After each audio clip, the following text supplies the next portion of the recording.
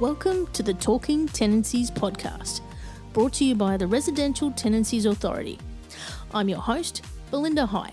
Join me as we explore everything you need to know about renting in Queensland with experts from the RTA and industry. We're here to help make renting work for everyone.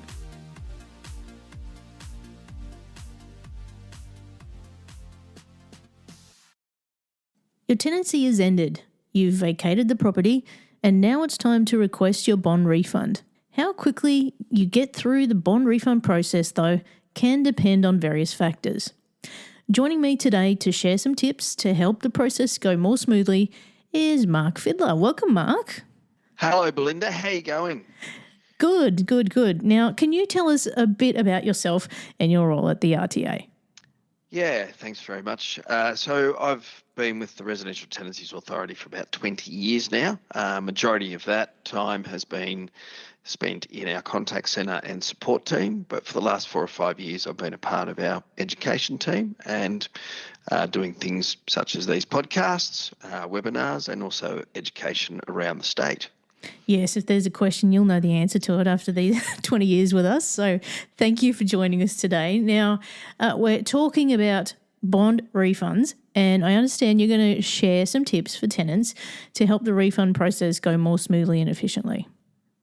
Yeah, that's right, Belinda. And I think it's a useful topic because let's face it, most people would like to get their bond money back and get it back as quickly as they can. They certainly would. So what's your first tip here? So the first thing the legislation says is that the tenant must return the rental property in the same condition it was at the start, less fair wear and tear. So when it comes to the end of the tenancy, it's worth allowing some additional time at the end to do your cleaning and do a thorough check over of the place before you are ready to hand the keys in. So before you even start the bond refund process, I'd encourage tenants to discuss the vacate inspection and the bond refund with their property manager or owner, and if possible, try to come to an agreement how the bond is going to be distributed. So when it comes to that conversation, share information and documentation and try to come to an understanding about things like, is there any money owing for rent or other bills like water? Will these come out of the bond or will the tenant pay them directly to the owner or manager? What's the condition of the property when they vacate? So is there damage caused by the tenant which needs to be repaired or items that haven't been cleaned properly? So have the conversation. If these aren't rectified by the tenant, the owner or manager may need to organise repairs and cleaning and then recover costs from the bond. So the other thing, are there any other costs still owing that are payable by the tenant, and whether these are going to come from the bond or the tenant's going to pay them directly. So if you get that shared understanding from the outset, then once the bond refund process starts, it's more likely to be smoother and quicker. Talking to each other does so much, and that's a great first tip. So what's next? So my next tip probably flows on from the first, and that's to make sure that everyone who's on the bond is aware that they might be receiving important notices from us, the RTA, after the bond refund request is submitted. So it's really important to make sure that their contact details are up to date with the RTA. So when we talk about contact details, that might be your forwarding address, an email address, or your contact numbers. So if they're not up to date, then we really encourage people to update them by using our Update Your Details web service or by sending in a paper Update Your Details form. And that form's available to download from our website. Now, we have a couple of options for sending refund notices. So we can either email them or we can post them. If a tenant hasn't previously told us that their preference is for notices by email or don't tell us before the refund process starts, then we'll automatically send notices by post. Now, that's obviously going to take longer to get to them. Mm-hmm. So the other thing here is if they do opt into email notices, it's really important that they provide us with an accurate and current email address and one that they check regularly. So if you've previously given it to us, maybe when you lodged your bond initially, but I've since got a new email address and aren't sure which one we've got, then we really encourage people to contact us and make sure that we've got the right details. Yeah, that's really important, isn't it? So to make sure the RTA can contact you so that you don't miss anything and we can keep you up to date with what's happening. Yeah, exactly right. So no one wants to miss a notice about the refund.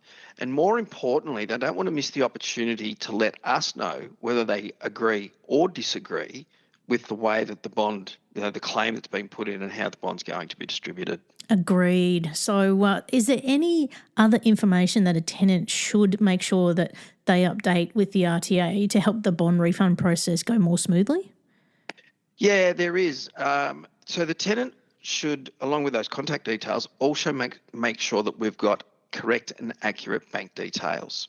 So if there is any money refunded to them, we can do it straight away without having to contact them and ask for those details. So that just slows things down. Mm-hmm. So for any international students out there, it's important to be aware that we can only refund by direct transfer into an Australian bank account. So please make sure that you keep your Australian account open until your bond refund is finalised and you've received any money that's going to be refunded to you. Now, I mentioned updating contact details earlier. So the same web service or update your details form can also be used to provide your bank account details. And again, that paper form can be emailed or posted to us. And I will add here too, Belinda, that if the tenant wishes to transact with the RTA online, so through the web service, that they will need a Queensland Digital Identity, or a QDI for short, which verifies their identity so the RTA knows who is signing off on a transaction. It's like a form of a digital signature. Right. So tell us more about QDI for those people who might need to set one up. Yeah, so firstly, if you've already got a digital driver's license, then you will automatically have a QDI and you'll be able to transact with the RTA online. If you don't, you may need to register for one the first time that you use our web services. Or if you haven't used our web services since before the 7th of April 2025, and this is when the RTA transitioned to QDI from our old verification system. So if either of those things need fit, then you'll need to create a QDI. So the system will guide you through what you need to do. However, we really encourage you to make sure that you're prepared with suitable identity verification documents. But you can find out further information about what is accepted by visiting the Queensland Government website. So that's qld.gov.au and typing QDI into the search bar and it'll take you to where you need to go and let you know what you need to do. Yeah, that's really useful, Marc. Now, what's the next tip that you're going to share with us? Yeah, so next on the list, make sure you respond to RTA notices within the allowed timeframes. Now, these timeframes will be stated on the notice. The timeframes are extremely strict, and if you don't respond to certain notices before the expiry, then the RTA is required by law to release the bond according to the original refund request. So you should also make sure that you read all notices carefully to understand what is stated on them before you respond. So if you get, for example, a notice of claim, then you're being informed that another party has started the bond refund process, and the RTA needs to know whether you are going to agree to the claim as it was submitted or disagree with the way that the bond has been distributed or claimed to be distributed between the parties. So under the law, you've got 14 days to respond to this notice, either by indicating agreement or submitting a dispute resolution request if you don't agree. So if we don't receive a bond dispute by the end of the 14-day timeframe, then, as I mentioned earlier, we'll release the bond as per the original request. So the key here, in short, never ignore notices that you receive. Read them carefully and in a timely fashion, and make sure you take any required action before the due date. So this includes any notices you received after a bond conciliation process if the bond is disputed. And what I also want to highlight here, Belinda, is that if you do agree with the bond allocation, then a fast response to the RTA to let us know that you agree may mean that we can progress the bond refund to the next stage quicker. Yeah, it's a lot quicker than it used to be, isn't it? If you agree online. These are all really important reminders for people. Don't ignore what we send you because it usually is pretty important. Now, you mentioned bond disputes, and that leads me to the topic of disagreements and disputes. Do you have any tips for when the bond ends up in a dispute?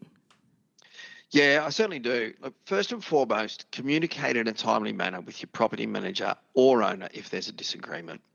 Now, I know we say this a lot at the RTA, and certainly I've done a few of these webinars and we talk about it here as well, but communication really is the key to resolving most disputes. Consider whether email, phone or SMS or even an in-person meeting is the best medium for facilitating the discussion, and share your documentation to help your property manager or owner understand the issue and support what you're saying. So again, make sure that you're respectful, focus on facts and the issue at hand, rather than being emotive or bringing opinions or other issues unrelated to the dispute. The important thing here too is you can continue to have discussions and attempt to self-resolve the matter, even if a dispute resolution form has been submitted to the RTA. So if you are able to resolve the issue before one of our dispute resolution team members picks up the phone to deal with your dispute, then that's going to mean a quicker outcome for yourself and a quicker finalisation of the refund. So if you do self-resolve, remember to let us know so that we can advise what paperwork we'll need and get the refund sorted out quickly. Self-resolution is always the best, isn't it? Now, you've made some really great points here, Marc, and I believe we have some information about the bond refund process and tips for self-resolution on the RTA website too. Yeah, our website has a lot of information relating not only to the bond refund process, but other general tenancy topics. And it's a great resource for tenants at any stage of their tenancy. So you can access short videos, webinars, fact sheets, form guides, and of course, the podcasts. Of course, the podcast. And it is a wonderful resource for both tenants and managing parties. It's been a pleasure, as always, Marc, chatting to you, and thank you for providing us with some great tips to help tenants get through the bond refund process more quickly and smoothly. Thanks, Belinda. Always a pleasure to have a chat. Thank you for listening to the Talking Tenancies podcast. For more information about the Residential Tenancies Authority, visit rta.qld.gov.au.